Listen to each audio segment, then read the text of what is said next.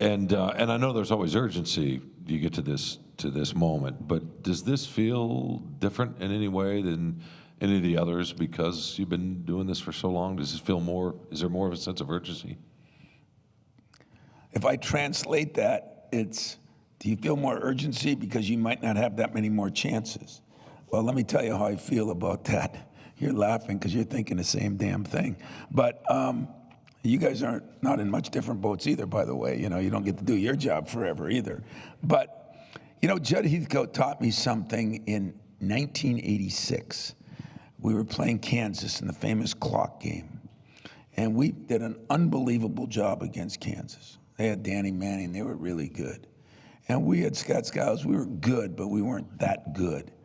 And we led the whole game and missed some free throws down the stretch and lost the game. We went into the locker room, and I said, you know, we're losing Scott and a couple other guys, but Judd wasn't happy at all. And I said to myself, wow, you know, kind of like, forgive me, but what a jerk, you know? I mean, we played our butt off. We played as good as we could play. I mean, we took a great team right to the wire, went to overtime. And so later on, I asked him, you know, Coach, you know, didn't you think we played very good? And he says, you don't understand.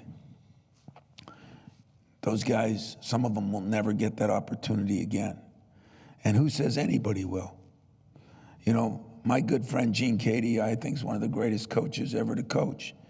And never been to a Final Four, and every time I get them one, I feel almost guilty because there's so many good coaches, John Chaney, you know.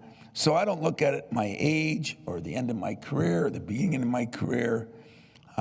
There's time. Look at, I won the national championship 5 years in.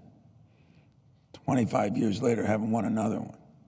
So every time I play, I don't look at my end is near. I look at I have an opportunity to do something that you may never get another opportunity to do again.